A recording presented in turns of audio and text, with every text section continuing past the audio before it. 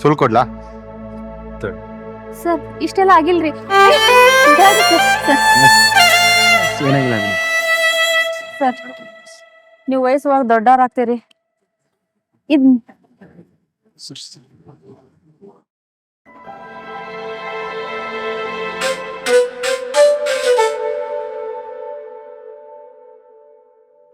ಓ ನಿಮಗೂ ಒಂದು ಸುದ್ದಿಪ್ಪ. ಹೌದು. ಅಮ್ಮ, ಮನೆಗೆ ಹೋಗೋದಾ? ಮನೆಗೆ ಹೋಗೋದಪ್ಪ.